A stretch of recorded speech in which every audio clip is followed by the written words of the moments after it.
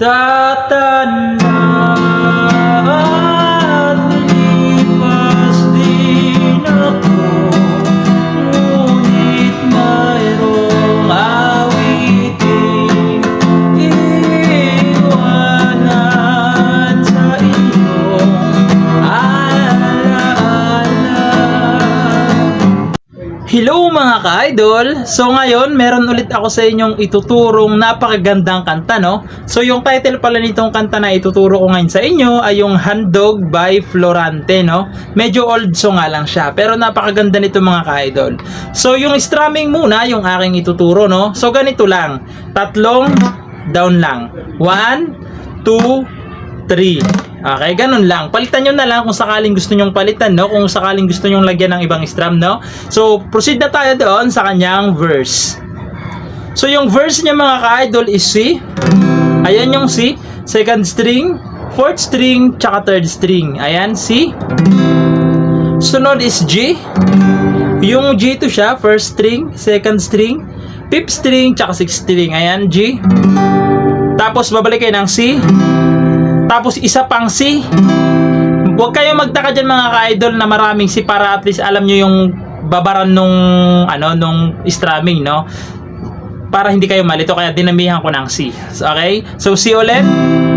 Bali, tatlong C muna, tapos may C pa isa. Tapos G ulit. Tapos C. Tapos C ulit.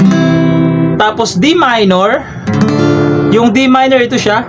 First string, third string, tsaka second string. Ayan, D minor, tapos G, tapos C ulit.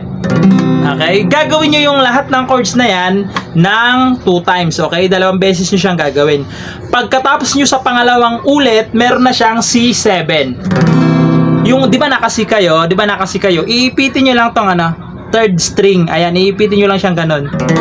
Yan lang yung nadagdag sa pangalawang ulit na. Okay? So, ganun siya. So, kakantahan natin yung kanyang verse para mas maintindihan nyo, no? So, ganito siya. Parang kailan lang ang mga pangarap ko'y kay hirap buti. Dahil sa'yo narinig ang isip ko at naintindihan.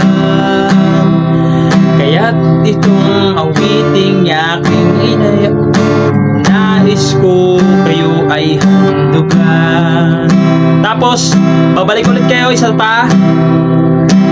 Parang kailan lang halos ako'y mamalimos sa lansangan. Nang dahil sa'yo ang aking tiyan at ang bulsa'y nagkalaman. Nais ko kayong pasalamatan kahit na lang sa isang awitin. Tapos ito na yung C7 kasi papasok yung chorus. Tatanda. Doon na papasok yung chorus, no? So proceed na tayo doon sa kanyang chorus. So, yung chorus niya naman doon mga ka-idol is F. Ayan. F. Nakabar siya dyan sa first fret. Tapos dito naman is sa second fret ay third string. Dito naman sa third fret ay fifth string pala tsaka fourth string. Ayan yung F. Sunod is F minor. So, tatanggalin nyo lang to. Bali, ayan na lang yung natira. Yan. Nakabar siya dyan. Tapos ito is fifth string tsaka fourth string. F minor. Sunod is E minor. Yung E minor ito siya sa fifth string lang tsaka fourth string. And sunod is A minor. Yung A minor ito siya second string, fourth string tsaka third string. Ayan. Yung apat na chords na yan, gagawin nyo siya ng 2 times. Okay, 2 times. Pag nagawa nyo sila ng 2 times, babalik kayo sa F. Tapos F minor. Tapos sunod na is G. Tapos C. Okay?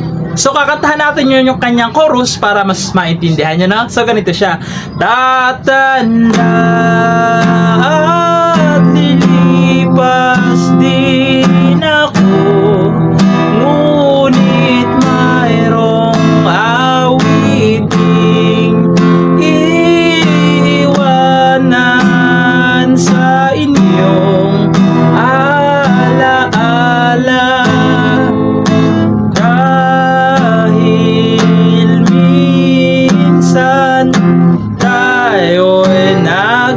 kasama. Tapos, babalik kayo doon sa kanyang verse ulit, no? So, ganun lang. Same lang naman mga ka-idol lahat ng verse, chorus. So, ayun lang. Sana nagustuhan nyo yung video natin and bye-bye!